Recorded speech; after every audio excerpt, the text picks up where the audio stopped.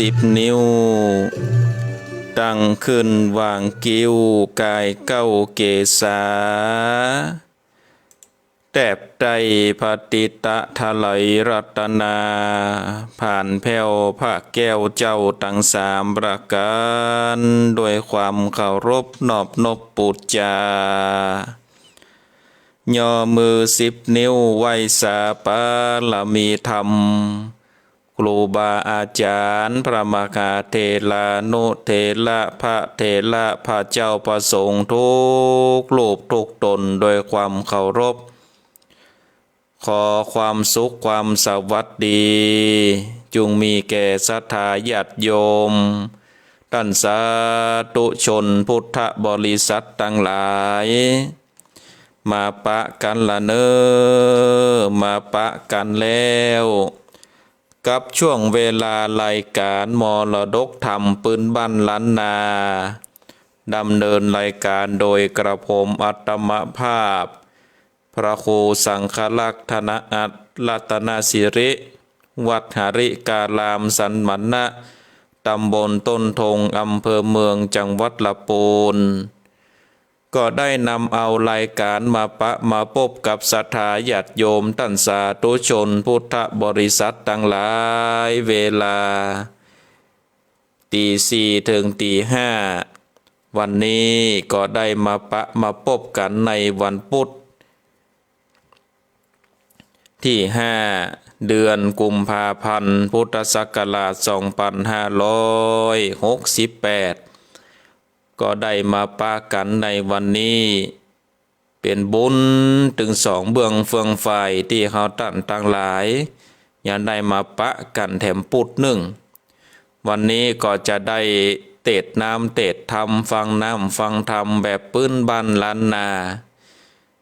ก่อนที่เขาจะได้สดับรับฟังพระธรรมเทศนานั้นศรัทธาญาติโยมก็เชิญชวนเฮาท่านทั้งหลายได้ไหว้พระได้กล่าวกรรมปูจาพระรัตนตรัยแบบย่อๆก่อนเนอะศรัทธาญาติโยมเพราะว่ามาพอทำนี่ก่อนยาวพอสมควร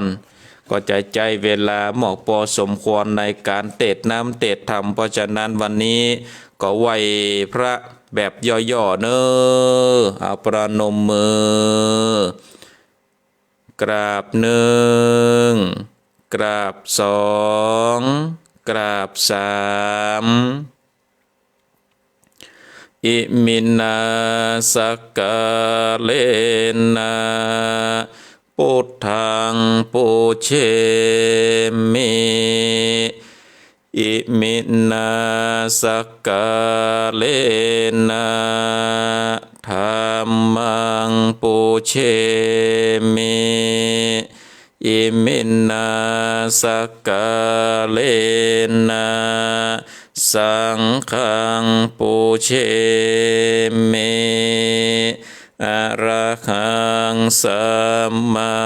สัมพุทโธภะคะวาพุทธังภะคะวันตังอภิวาเทมิกราบสวากขาโตภะคะวะตาธัมโมธัมมังนัมมัสสามิกราบสุปฏิปันโนภะคะวะโตสาวกสังโฆสังฆังนะมามิกราบนะโมตัสสะภะคะวะโตอะระหะโตสัมมาสัมพุทธัสสะนะโมตัสสะภะคะวะโตอะระหะโตสัมมาสัมพุทธัสสะนะโมตัสสะภะคะวะโตอะระหะโตสัมมาสัมพุทธัสสะกราบหนึ่งกราบสอง กราบวันนี้เฮาก็ไหว้พระแบบย่อๆเนาะศรัทธาญาติโยมท่านสาธุชนท่านทั้งหลายเพื่อเป็นการย้อมจิตย้อมใจเตรียมความพร้อมนำเฮาท่านทั้งหลายได้สดับรับฟังพระสัทธรรมเทศนาแบบปืนบ้านล้านนาวันนี้ก็จะได้เทศน้ำเทศธรรมแบบปืนบ้านล้านนาทำเรื่องเศรษฐีตั้งห้าผูกต้วนสองก็ต่อจากวันพุธที่แล้วนะว่าเศรษฐีตั้งห้าเรื่องราวจะเป็นจะใดก็เจิญจวนศรัทธาญาติโยมท่านสาธุชนพุทธบริษัททั้งหลายได้ตั้งอกตั้งใจสดับรับฟังพระสัทธรรมเทศนาเศรษฐีตั้งห้าผูกต้วนสองเป็นลำดับต่อไปนะโมตัสสะภะคะวะโตอะระหะโตสัมมาสัมพุทธัสสะอิมังธัมมะเตสนังสันทาภัตติญาการลาจัตติลาวันเนเวกะลันโตเมนดากาสันเซนเทงานลำพากันเทเสเตสัทธาสัพปัญโยพระพุทธเจ้าแข่งหาเมื่อทอดละมันอยู่ในเวการละจังกะขะนากรภาก็ผาดลบยังเมนดังกาบมะกาเสเทเป็นเหตุแก่ธรรมเทศนาดังบาเลขายแต่ตนว่าสนเทสัญญาปะปัญจามันเจสะดังนี้ภพเมพัญญาเปิงหูดังจากเวชัดจันนาไปแน่นิเตอสัทธาอันว่าสัพปัญโยพระพุทธเจ้าแห่งเขาก็จักไปสังกาคะยังปันลิสัตตั้งหลายผู้อันจากได้ถึงธรรมวิเศษมีพระเภทว่าโสตาปเตภาลาเกเมนดากามหาเศรษฐีและนางจันตาปตุมมาอันเป็นปริญญากับโดยทานานจายาเศรษฐีผู้เป็นลูกชายกับนางสุมาณะอันเป็นลูกสะใภ้และขาดใจผู้มีชื่อว่าปุณณกะก็เมนและย้อนว่าโปกาละตังหาโคดนี้มีบุญสมปานอันได้กระทำมาแต่ก่อนนั่นแลพระพุทธเจ้าจิงได้ไปสู่ยังพัตติญาณกรอันเป็นเมืองพญาเป็นปิสานอยู่สำลานกันแลส่วนว่าเมนดากาบมหาเศรษฐีการว่าโง่ข่าวพระพุทธเจ้าจากสันเดชมาดังอันมันก็ไปตอนคาบคันแลอันว่าเมนดากาบมหาเศรษฐีมีข้าวของสัมปติมากนักมีภาษาก็ได้เจ็ดจานมีหูแปะคำตัวใหญ่เต้าจ้างก็เกิดบุบุญออกมาแต่แผ่นดินเอาหัวกายขางเอาคางติดกันแลอันว่าฝูงแปะคำตั้งหลายด้านก็มีผ้าขาวผ้าแดงสูบสอดตืดปากแปะมาจูตัวดูงามมากนักจันและอัฏฐในกาลละนั้นกันว่าเศรษฐีพโยจันนะไข่ได้ ยังเข้าของเงินคำสัมปติพาผ่อนตอนสบายของกินของใจอันใดก็ดีเศรษฐีก็ถอดเอาผ้าอันตืดปากแปะนั่นออกกันว่าแก้วแหวนเงินคำสัมปติตั้งมวลก็จากไหลออกจากแปะคำมากันและแม้นว่าจากเอาปั่นคือคนตั้งหลายคนยิ่งใจในจมโปรดรีบนั้นก็บอกก่อนโกซ้ำเสียงสักเตือแลตัดซ้ำมาเกตดังอันเศรษฐีผู้นี้จริงใดชื่อว่าเมนดากามักหาเศรษฐีเปิงมีจะแลอันนี้ก็โดยโกฎสัตว์ละบนอ่านมากาเศรษฐีใดกะทำมาแต่ภาวะกับเมื่อกอดนั้นแลพระพุทธเจ้า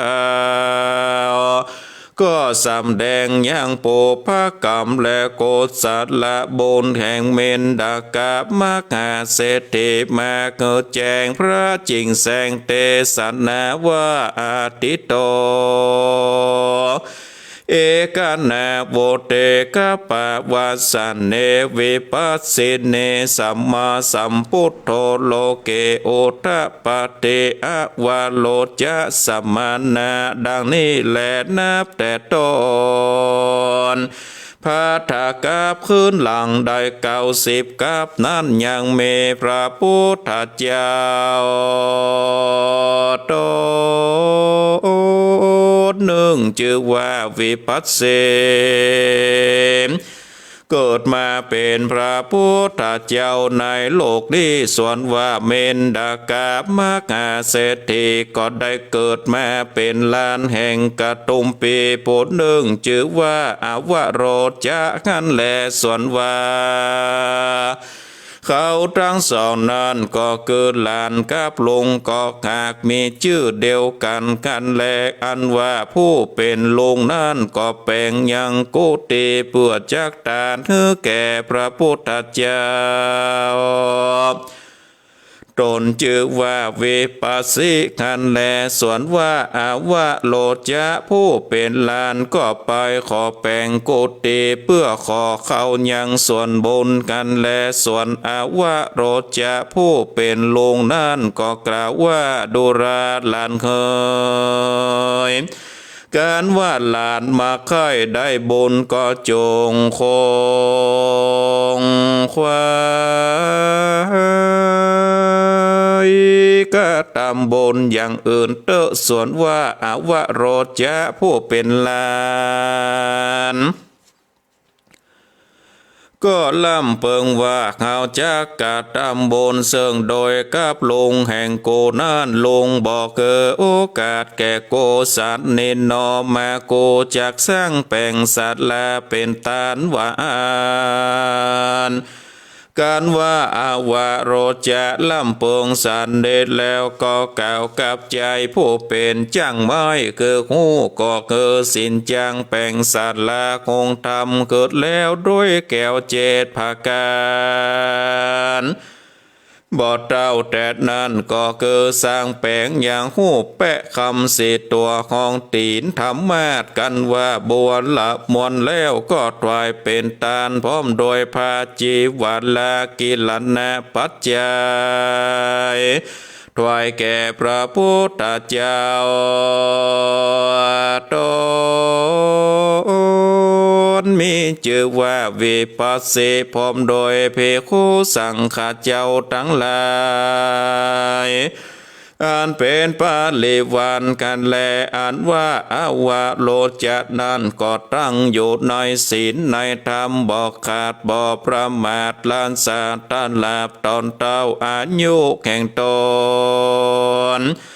การว่าโจติตายก็ได้เอาตนไปเกิดในจันฟ้าเลิศเทวันโลกอยู่เมินนานตาลาบตอนเต้าพัตตากับข่าวนี้ก็ได้มาเกิดในเมื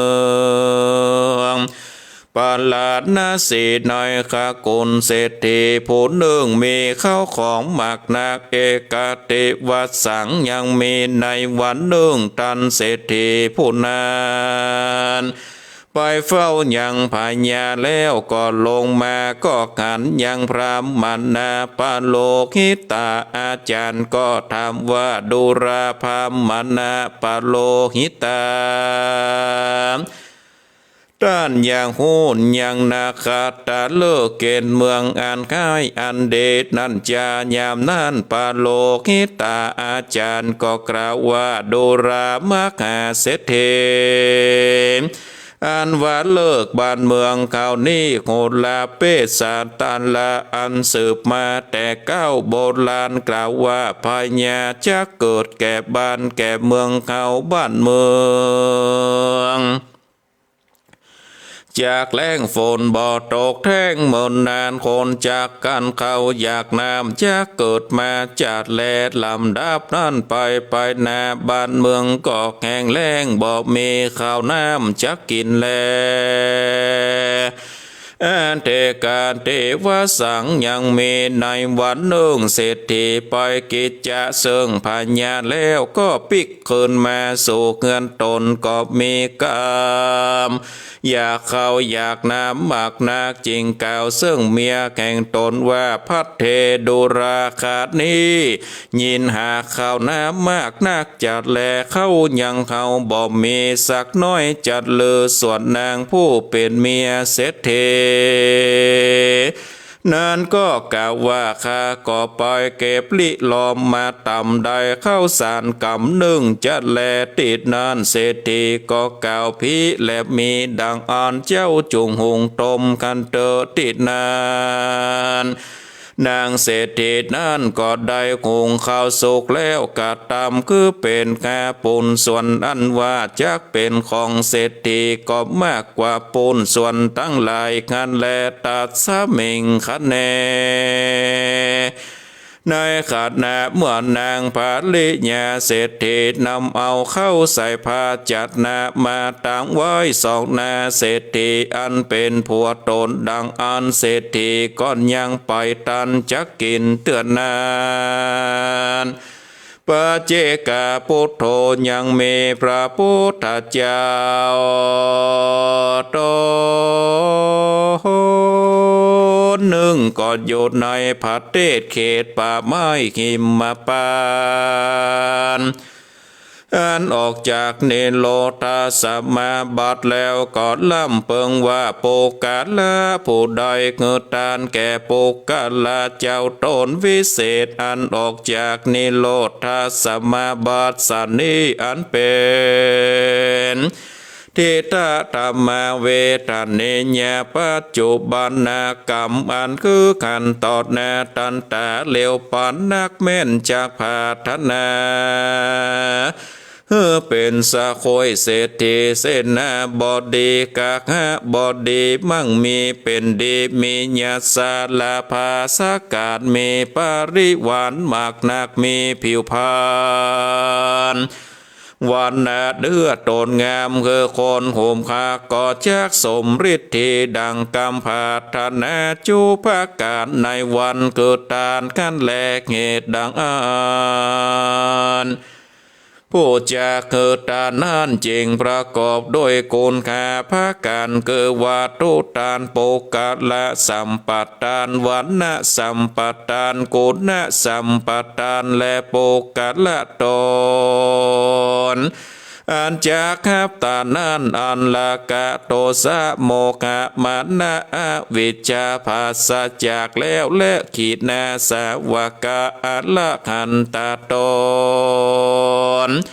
อันผาเสดโปกาลาผู้จากนุตาเมจายใส่ศรัทธาแก่กรรมะพัลละเตได้คือตาน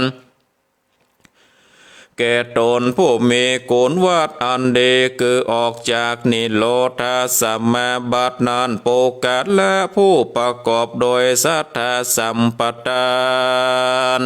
ต่างหาภากันใดเกิดตานแล้วก็จักใดเสวยภาละบุญอันเป็นทิฏฐธรรมเวทเนญกรรมในปัจจุบันกรรม นายอันคือตานั่นแหละแต่บ่สงสัยจะแลโปกาสและผู้ใดได้เงือตานอันประกอบไปโดยสัมปทานแห่พระการแต่ว่าจักมีภาละในจาตินี้สิ่งเดียวแลกันว่าจาติไปนาก็มีภาละอันกว้างขวางมากนักทาแลบต่อเต้าลอดเวียงแก้วเนละปานกันแลเหตุดังอ่านพระปัญเจกเจ้าตนอันออกจากนิโรธสมาบัติแล้วเจ้าก็เล็งดูอย่างโลกทั้งมวลโดยติปัจจักขุญาณแห่งตน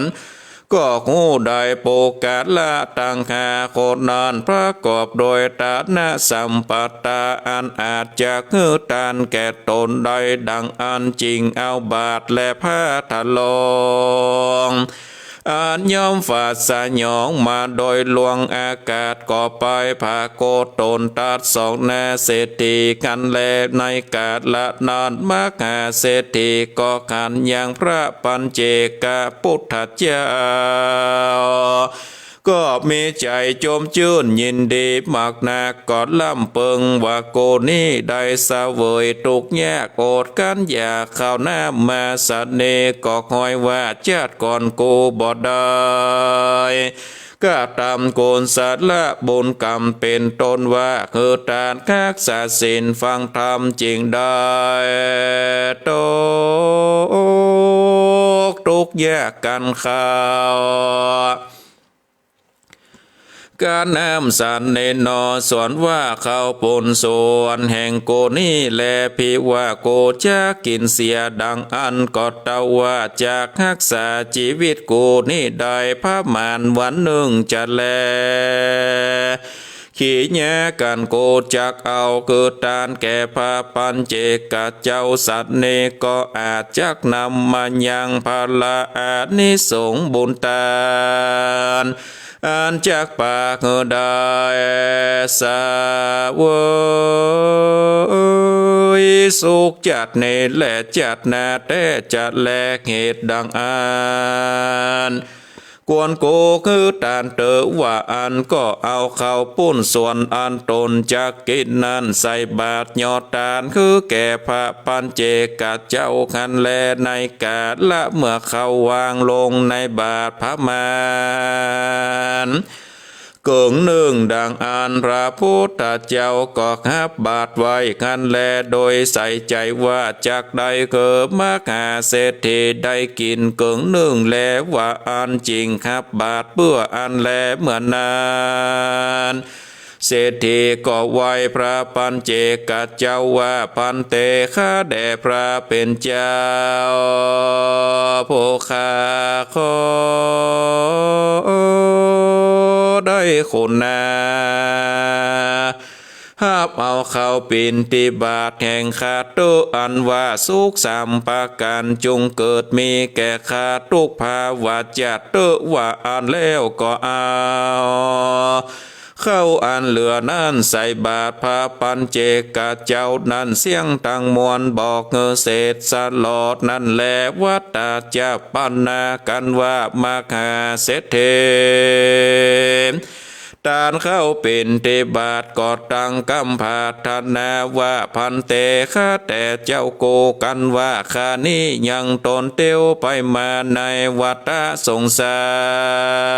รเกิดมาชาติใดก็ดียังไปเข้าสู่นิพพานเตื้ออันว่ากันเขาอยากน้ำอยากใดเกิดมีแก่ข้าสักภาวะชาติเตอขอเงอผู้ข้าสมฤทธิมั่งมีโดยเข้าของสัมปติเข้าเปลือกเข้าสารเงินคำหมักนักแถมประการเนื่องเมียและลูกสะพ้ายขายิงใจ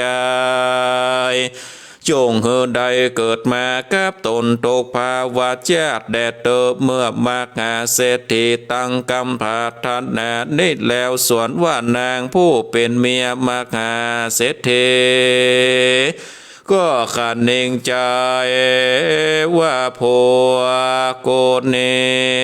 นะอยากเข้าหมักหนักกูคงข้าว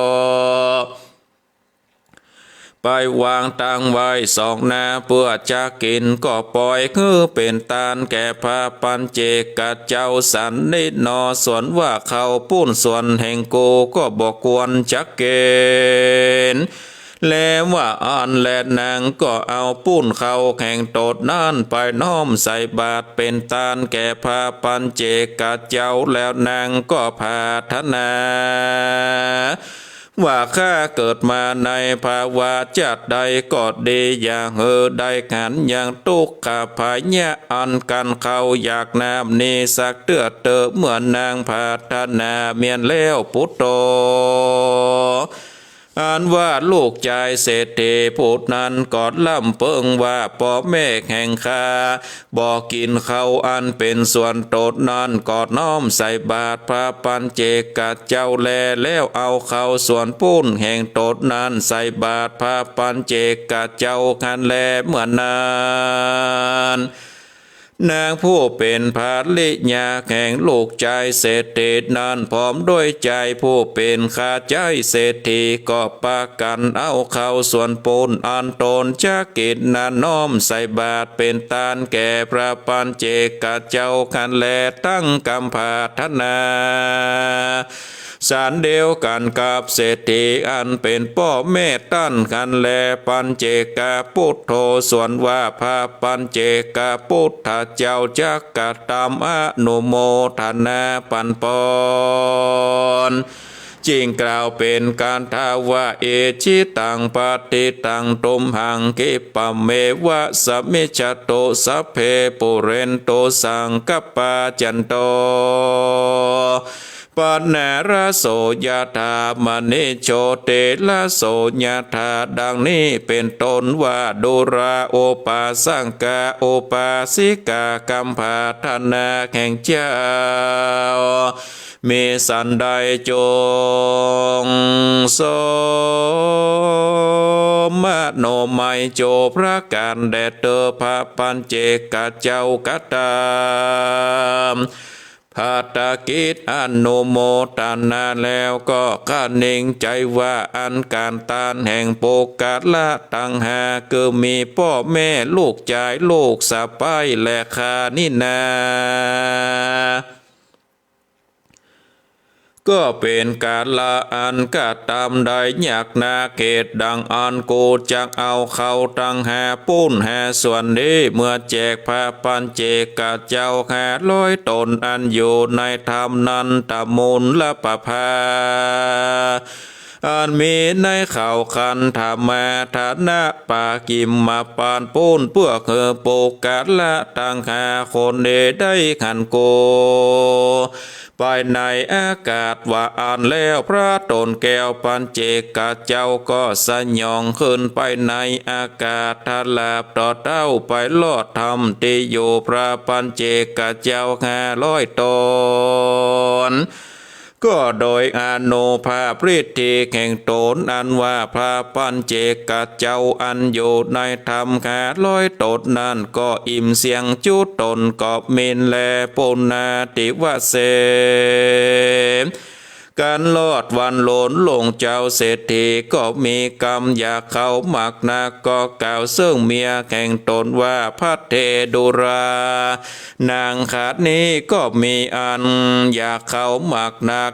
เข้าอันติดกนหม้อนั้นยังมีสักเม็ด2 เม็ดอันจัดเลือติดนางเศรษฐีก็กล่าวว่าข้าจักไปคอยดูก่อนแลว่าอ่านแล้วนางก็ไปไขดูหมอกันแลตัดตาในกาดละนั่นอันว่าเขาก็เต็มหม้ออยู่กันจัดแลนางก็มีใจโจมเจื่นยินดีสัตลาบปล่อยในตนตั้งมวลก็กล่าวว่าสามิข้าแต่เจ้าโกมาดูเตอว่าหมอเขานี้อันข้าก็หากล่างและความได้แล้วว่าอ่านบัดนี้ปล่อยเกิดมีเขาเต็มหม้อสันนินอหอยว่าเกิดมีโดยพัดละบุญแห่งตนอันใดเกิดตาดนั้นจะเหลือโหโอเอนอ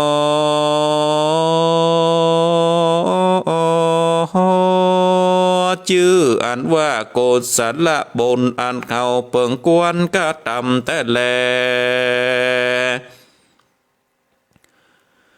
เจ้าโกจงลูกมากินข้าวเตอะว่าอันแล้วนางก็โคดเอาเข้าในหม้อนั่นใส่ตะไหลคำเมื่อเศรษฐีได้กินกันแลนางสามโคดเอาเข้าในหม้อนั่นคือลูกใจลูกสะป้ายต่างคาใจได้กินอิ่มจุคนกันแลถึงนางจะโคดเอาเข้าออกมาเต้าใดเข้าในหม้อนั่นก็บ่บกบ่บางเสียงไปสักเตื้อเขายังมีเต็มดังเก่าก็มีแลติดนานมากหาเศรษฐีก็เงือตีกองห้องเป่าไปตัวเวียงตั้งมวลก็เพื่อคนยิงใจทั้งหลาย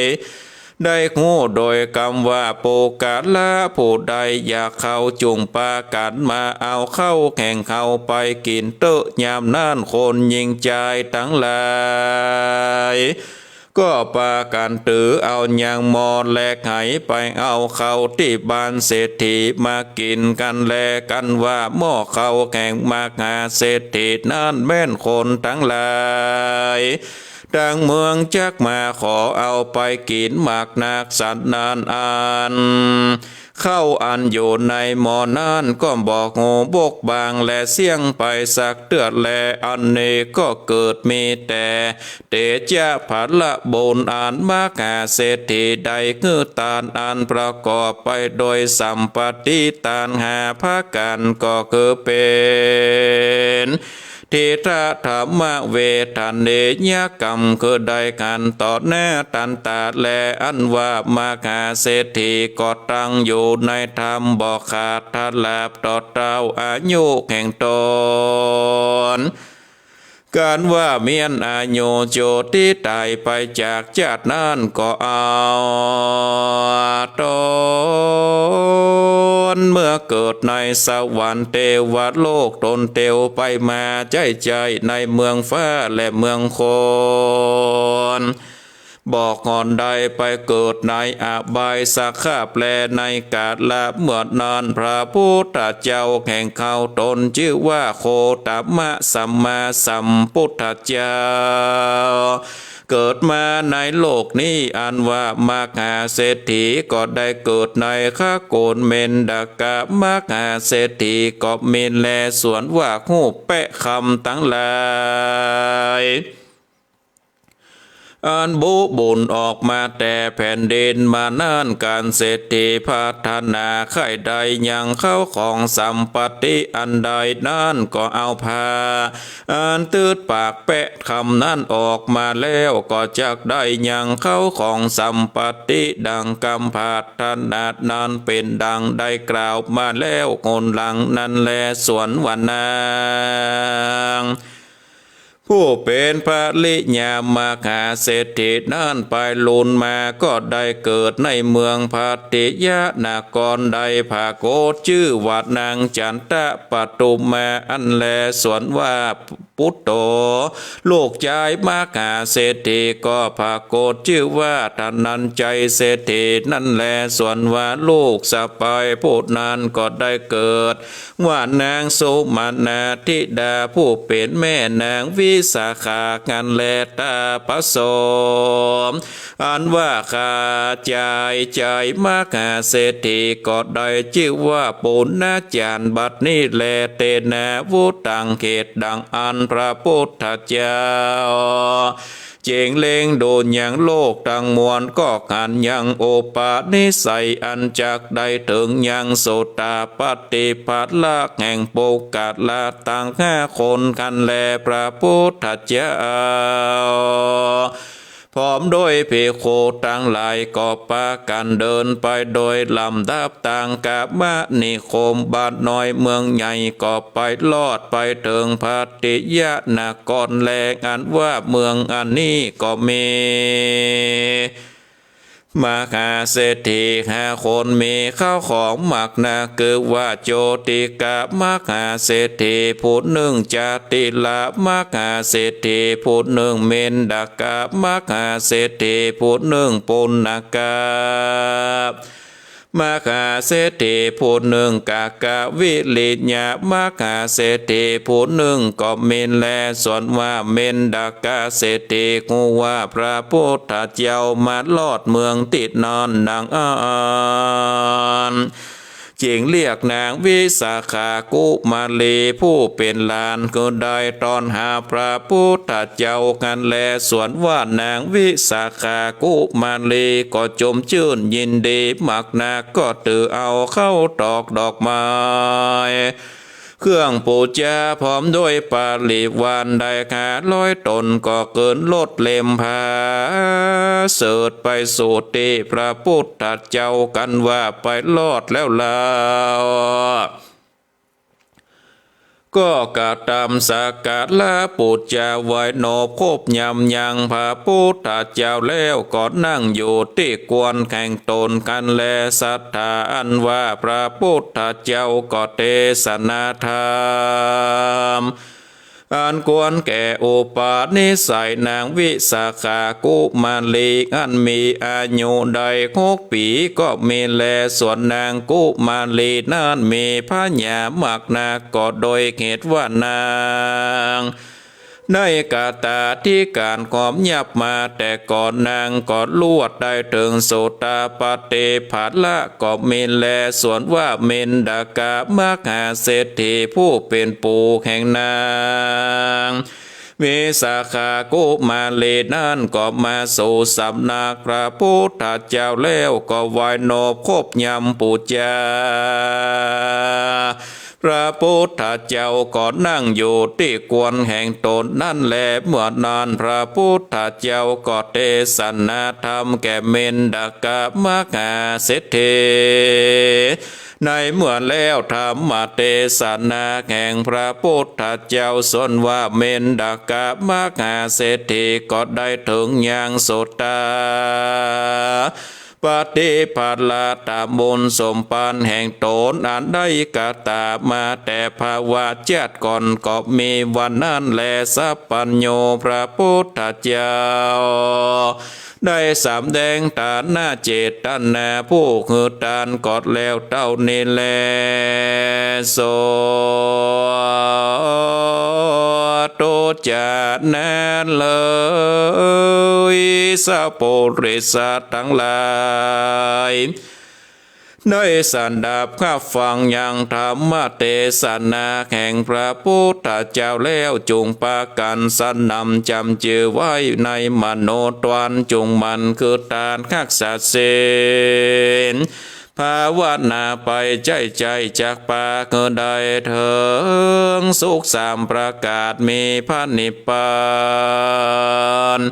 เป็นที่แล้วบ่อนยาจะแลโยปุกะโลอันว่าปุกะละยิ่งใจฝูงใดมีใจใส่ศรัทธาได้ตานทำผูกนี้กำจูศาสนาพระพุทธเจ้าก็จักมีอานิสงส์มากนักแม่นจากพาธนาใครใดโยดซักเงินคำลาภสักการจางมาให้นากามาเขตบ้านจ้องก่อเขื่อนที่อยู่ที่กิจนันจะเกิดตานคักษาศีลคาศีล8 ภาวนาแขวดโดยไปอย่าได้ประมาทละสาก็จากสมกำพัฒนาเตียงแต้ดอกดังจากเมนดากาเศรษฐีอันกล่าวมาขั้นและนาเนทิตังขิญญาสังวานานาวิเศษจากงองเขตเศรษฐีตั้ง5 ผูกตวน2ก็บังกรมสมเร็จสะเดเอาละศรัทธาญาติโยมท่านสาธุชนพุทธบริษัททั้งหลายการได้สดับรับฟังพระสัทธรรมเทศนาแบบปื้นบันล้านนาเมนดากะเศรษฐีหรือว่าเศรษฐีทั้ง5ก็ได้ปริปุณังจบลงไปเป็นที่เรียบร้อยศรัทธาญาติโยมท่านทั้งหลายก็ฟังแล้วก็ จุ่มใจเนาะศรัทธาญาติโยมได้สดับรับฟังว่าการได้ใส่บาตรเนาะการได้ฮือทานด้วยจิตใจอันเคารพคบยำก็ได้สดับรับฟังแล้วศรัทธาญาติโยมท่านทั้งหลายก็ม่วนใจเนาะได้ฮือทานแม้ว่าจะได้ฮือทานข้าวน้ำโภชนะอาหารอันน้อยแต่ว่าจิตใจเนาะจิตใจเปิ่นได้ฮือทานได้ตั้งอกตั้งใจในการได้ฮือทานศรัทธาญาติโยมท่านทั้งหลายเพราะฉะนั้นก็เมื่อญาติโยมเฮาได้ฮือทานแล้วนี่ก็ถือว่าก็ได้มีความปลื้มอกปลื้มใจเนอะศรัทธาญาติโยมฮือทานน้อยจะได้ก็ดีก็ได้ถึงแม้ว่าได้ฮือทานแบบน้อยก็จงได้ภูมิใจเนอะศรัทธาญาติโยมภูมิอกภูมิใจว่าอย่างน้อยนี่เฮาได้ฮือทานมาแล้วนี่เฮาก็ได้ฮือทานแต่ว่าจะเอาอย่างเมนดากะเศรษฐีนี่ก็เป็นไปบ่ได้ศรัทธาญาติโยมท่านทั้งหลายเพราะว่าเมนดากะเศรษฐีนี่ได้ฮือทานกับพระปัญเจกพุทธเจ้าแล้วก็ออกนิโรธสมาบัติใหม่ๆศรัทธาญาติโยมได้ฮือทานแล้วก็ได้ถือว่าฮือทานกับพระปัญเจกพุทธเจ้าแต่อย่างน้อยนี่เฮาได้ฮือทานกับภิกขุสังฆะตนได้สืบศาสนาพระเจ้ามาถึงแม้ว่าอานิสงส์บัดเต่ากับได้ฮือทานพระปัญเจกพุทธเจ้าแต่เฮาก็ได้ฮือทานเหมือนกับน้ำเนี่ยศรัทธาญาติโยมมันยดลงมาเตือนน้อยยดลงมาตึงวันสักวันหนึ่งนี่หม้อน้ำมันก็เต็มบุญกินบุญทานเฮาตั้นตะลายก็เหมือนกันเมื่อมันยดเฮาทำเตือนน้อยทำทีละนิดทีละหน่อยทำบ่อยๆตึงวันบุญกินบุญทานก็ตึงเต็มสักวันหนึ่งศรัทธาญาติโยมเพราะฉะนั้นจะไปประมาทในชีวิตมันก็ทำบุญทุทานไปหน่อยก็ทำหนักก็ทำตามฐานะแข่งตนไปกินไปทานไปเนาะตามบุญสมปานเฮาตั้นทั้งหลายและเฮาก็จะได้ถึงสุขพัฒนาเอาเถอะเนาะพัฒนาเอาเถอะอย่างเมนดากะเศรษฐีนี่พัฒนามันจะพัฒนาก็ตัวเก่าพัฒนาแม้กระทั่งว่าลูกเมียข้าใจ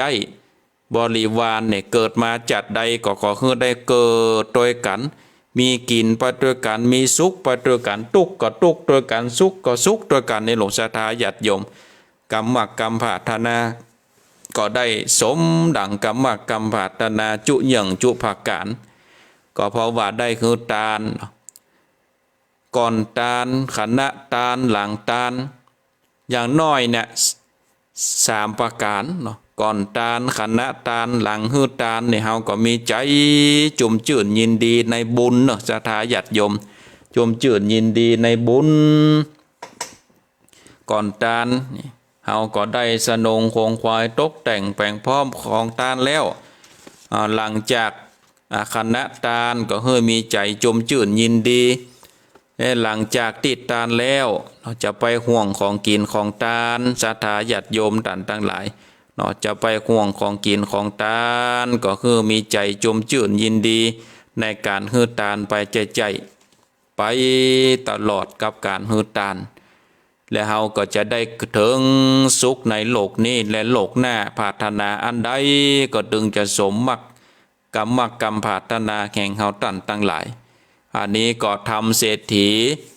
ตั้ง5ผูกต้วน2ก็ปริปุณนังจบไปก็เลยทำ3ผูกเนื้อศรัทธาญาติโยมทำเศรษฐีตั้ง5มีทั้งหมดอยู่5ผูกวันนี้ก็เทศไปแล้วผูกต้วน2ก็เลยทำ3ผูกศรัทธาญาติโยมมาเร็วพอเวลาตอนนี้ก็ตี 4:46 นาทีเอาจะเปิดสายเนาะ เปิดสายเช็คผลการรับฟังว่าศรัทธาญาติโยมเปิดเครื่องสดับรับฟังอยู่ที่ไหนตั้งใดกะว่าเสียงถึงจะได้เสียงขาดหายก็กะว่าชัดเจนดีก็สามารถโทรมาแจ้งได้เนอะที่เบอร์โทรศัพท์0865878177อยู่ที่ไหนทางใดก็โทรเข้ามาได้เลยรับสายเจริญปอนเจ้าไหว้ซาเจ้าไม่น้อยกัดนัดนะเจ้าวันนี้ก็เปมงคลจักรวาลหน่อยอยู่นะเจ้าอายุวัฒโกธนวัฒโกสิริวัฒโกยศวัฒโกพลวัฒโกวนวัฒโกสุขวัฒโกโหตุสัพพทาอันนี้เราเคยได้ยินกันเนาะแต่ว่าหัวคำไม้ว่าเจ้ายายจะเป๊ะฟังนะเจ้าที่จริงยายจะเก่งยายกับพอหนังสือนะเจ้าเป๊ะว่าความเจริญอายุความเจริญทรัพย์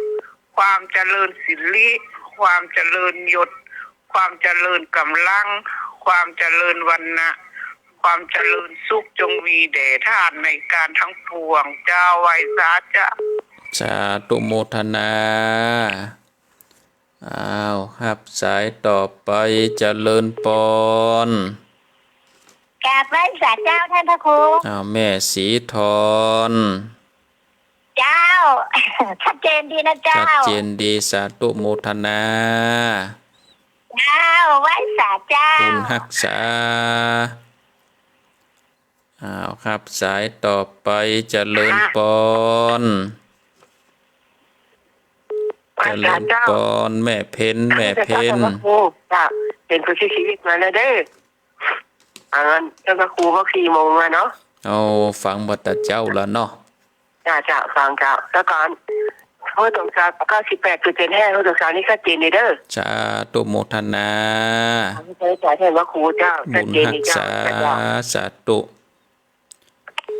0865878177 เจริญปอนเจ้ากราบไหว้สาเจ้าท่านพระครูวันนี้กับมีบุญแห่งวันเด้อตื่นขึ้นมาได้ไหว้พระฟังธรรมกับท่านพระครูจะเมื่อแต่เจ้ามาแล้วเนอะแม่สุกแก้วศิลาพรสีตี้บ้านโฮงหลับปูนเด้อเจ้าฟังธรรมเทศ4ทั้ง5มาเดี๋ยวนี้กำลังผูกต้น2นะเจ้าเนาะผูกต้น2แล้วแถม3ผูกเจ้าชัดเจนดีเนอะขึ้น 98.75 วัดห้วยสองสากนะเจ้าท่านพระครูเจ้าสาธุโมทนาสายใต้เฮานี่ท่านพระครูเปิ้นฟังกันนะคัดลุกหลังคาเฮือนเด้อเจ้าเด้อส่งตัวแทนโทรเนาะเจ้าเปิ้นมาโทรอู้กันโอ้ฟังธรรมเมื่อเจ้ามันม่วนมันสุกอกสุขใจเด้อเจ้าเด้อสาธุโมทนาบุญรักษาสาธุเด้อเจ้าท่านพระครูเจ้ารับสายต่อไปเจริญปอนไว้สาครับพระครูปอนนั้นประเสริฐพี่ตามละพังเหตุกระมวลนี่เนาะเขาคันวันที่ละเนาะได้ฮู้บุญกุศลเนาะครับคนได้ทำดีมันคือได้ดีแต่เนาะสัตว์อย่างนั้นเนาะอย่างชัดเจนนะครับเนี่ยชัดเจนดีสาธุโมทนาเดี๋ยวเลยครับผมมีอย่างลบอย่างกดนะครับสาธุฟังกันไปเรื่อยๆครับขอให้ครูได้อยู่ดีมีสุขต่อไปครับเนอะเป็นระบบใส่กระเป๋าออกต่อไปรักษาฝากได้อันพระครูครับสาธุบุญรักษาเนปนานเนอครับไว้สาธุครับอยู่ดีมีสุขเหมือนกันครับสายต่อไปเจริญปอนสาธุเจ้าท่านพระครูฟังได้ดูเนอติดตามได้เจ้าละแม่ศรีวิไลปลานโดยสะเก็ดปลานโดยสะเก็ดโอ้ทำภูมิม่วนนะ ติโทขึ้นสามผู้นี่ละเจ้า ข้างแถม3ผูก เจ้าโอ้บุญขอได้ไหมขอพูดเนาะ เอากะถ้าบัติดไหนก็ตึงจะได้มา เจ้าแม่นละเจ้าสาธุเจ้า สาธุโมทนา ติดตามนั่งเจ้าละเจ้า บุญรักษา เจ้า เอาครับสายต่อไปเจริญปอน กับไว้สาครับท่านพระครู มาแล้วไม่ฟังก็ฟังอยู่เนอะ ชัดเจนดีเนาะ ครับผมกับไว้สาครับผม สาธุโมทนา ฟังกันไปเรื่อยๆนะ ครับผม บุญรักษาเอาครับสายต่อไปเจริญปอน มาจากการเจ้าพระครู ยายพร ฟังจากเจ้าเลย ฟังแต่เจ้าวันนี้รับละก็วันนี้ เอาไปรับเหรอ วันนี้บ่รับเนาะ ไม่รับจ้าฟังเทศนะคะ เอาดีแล้วเปลี่ยนกูเปลี่ยนกีมกันมาแต่เจ้าละนี่เนาะ เจ้ามึงจะพอรูปเขานะรูปที่คิดปฏิทินน่ะ นั่นน่ะกะแยงพอเนอว่าตนได้เนอะ เจ้า แยงพอตนได้กะได้ยินกะเสียงหันหน้ากะสะเตอแยงพอปฏิทินหัน เจ้ามือหน้าหนานะตัวจริงก่อนเพราะว่าอะไรไม่ก็ หันพ่องแล้วเนาะ ทำอาหารชมชาติเอามาส่งมาให้อ่ะ โอ้ดีแล้วนะจะได้หันเป็นบุญเนาะ เจ้า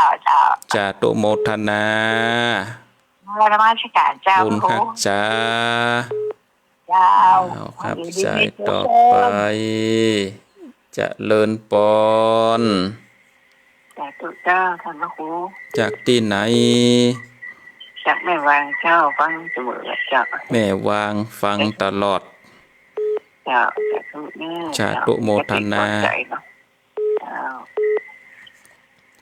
อ้าวครับสายต่อไปเจะเลิญปอน แม่สาวเจ้าท่านพระครูแม่อุ้ยอิ่มฟังอยู่เจ้า แม่อุ้ยอินอยู่บนดอยสะเมิงชัดเจนเนาะ เดินดินที่ร้านน้ำว่าเจ้าติดตามได้มาหาติดนี่ทำสูตรที่กับเจ้าเสียงก็กดกันนะ พอโตมันตึงสู้กันไม่แห้งกันเนาะ เจ้าทำจัดหม้อนะมันเป็นหนังสือเมืองก็ว่าหนังสือไทยอ่ะท่านพ ห ระ นัง ครู สือไทยเนี่ยกะ เป็นท่านจะไม่ขายอ่ะเนาะ มีอยู่ทำมันเศรษฐีตั้ง5นี่นะ ม่วนแต่ใต้ ม่วนดี ตุ๊น้อยเขาบอกเดียวเขาเอาซ้ำมาอย่างห้องพระเต้เจ้าจามันมาหูเรื่องอ่ะ มันก็สะปะสะปันเปิ้นพิมพ์มาอย่าได้ก็เตดไปอ่านกันเนาะ เจ้าอันนี้เขาปลูกได้จ้ะ มี5ผูกได้ไหม ห้าปลูกเนาะเจ้า สาธุโมทนา ไว้สาเจ้าสาธุเจ้า ขออนุญาตยกหูก่อนเนอะสุดท้ายติอันอุ้ยอินเนาะสุดท้ายติแม่อุ้ยอินเนาะได้อยู่10สายพอดีศรัทธาญาติโยมสายแรกก็จากแม่น้อยกัดนัดสายที่2แม่สีทอนสายที่3จากแม่เพนเวียงหนองล่องสายที่4จากแม่สุกแก้วบ้านสีเตี้ยศิลาพรสายที่5จากป่อนานประเสริฐอำเภอนาน้อยจังหวัดน่านสายที่6จากบ้านปาลานดอยสะเก็ดสายที่7จากป่อน้อยบุญปันเมืองฝางสายที่8จากยายพรร้องงัวแดงสายที่9จากโยมแม่อำเภอแม่วางสายที่10สายสุดท้ายจากแม่อุ้ยอินบ้านแม่สาบอำเภอสะเมิงนี่ก็ได้อยู่10สายศรัทธาญาติโยมก็ปริปุณนังเวลาก็จับพอดีเนาะจับพอดีก่อนที่จะได้ลาจากกันไปก็ประชาสัมพันธ์ในวันที่7ที่8ก็เชิญชวนศรัทธาญาติโยมที่ได้ฟังสถานีที่อยู่ตังใกล้มจรลำปางก็เชิญชวนได้ไปร่วมฟังน้ำฟังธรรมกันเนอที่มจรลำปางวิทยาลัยสงฆ์นครลำปางเพิ่นจะได้มีการจัด ตั้งธรรมหลวงฟังธรรมมหาจาตุก็ในวันที่7ที่8ก็เชิญชวนศรัทธาญาติโยมอยู่ตำใกล้ตำหิมหรือว่าอยู่ต่างที่ต่างแดนอยากจะร่วมเดินทางไปร่วมฟังธรรมมหาจาตุก็เจริญปอนได้ไปร่วมกันได้เนอะที่วิทยาลัยสงฆ์หรือว่ามจรนครลำปางเพราะฉะนั้นก็วันที่7ที่8ก็ศรัทธาญาติโยมจะร่วมทำบุญเป็นเจ้าภาพผางประทีปก็สามารถร่วมทำบุญได้ติดต่อที่อาจารย์พระมหาสมชาติก็ได้ติดต่อที่ท่านอาจารย์พระครูสิริธรรมบัณฑิตก็ได้หรือว่าครูบาอาจารย์ตนใดที่สามารถติดต่อได้ก็สามารถร่วมทำบุญกันได้ดวงละ99 บาทเนอะศรัทธาญาติโยมผางปฏิเปิ้นจะจุด1 ปันดวงเท่ากับ1 ปันคาถาในของธรรมมหาจาตุสำหรับอาตมาภาพก็จะไปเทศน์ธรรมกันวันณประเวทผูกต้น4เวลาประมาณ10 โมงเพราะฉะนั้นศรัทธาญาติโยมเนาะอยากจะหันตัวแต่บ่เคยหันกำเตือได้ยินกับเสียงก็ไปปะกันได้เนอะที่มจรนครลำปางในเวลา10 โมงจะเทศน์ธรรมวันณประเวทก็ได้ครับเมตตาธรรมจากครูบาอาจารย์คณาจารย์มจรลำปางได้นิมนต์เพื่อไปเทศนาธรรมผูกต้น4กันวันณประเวทก็เจริญปอนได้ไปร่วมกันไปปะกันเนอะที่นครลำปางก็สาธุอนุโมทนาเอาละเนาะวันนี้ก็ขอได้ลาจากศรัทธาญาติโยมท่านสาธุชนพุทธบริษัทไปก่อนเนอวันพุธหน้าหากว่าบัติดกิจบัติดตุลาตังใดสุขภาพยังปกติอยู่ก็จะได้มาปะกับศรัทธาญาติโยมท่านสาธุชนท่านทั้งหลายจะได้มาเทศน้ำเทศธรรมเศรษฐีทั้ง5ผูกต่อไปวันนี้ก็ขอความสุขความสวัสดีจงมีแก่ศรัทธาญาติโยมท่านสาธุชนทุกท่านทุกคนขอให้มีอายุมั่นยืนยาวดูตั้งกินดูตั้งไว้ดูตั้งได้เตตานอายุวันโนสุขังพลัง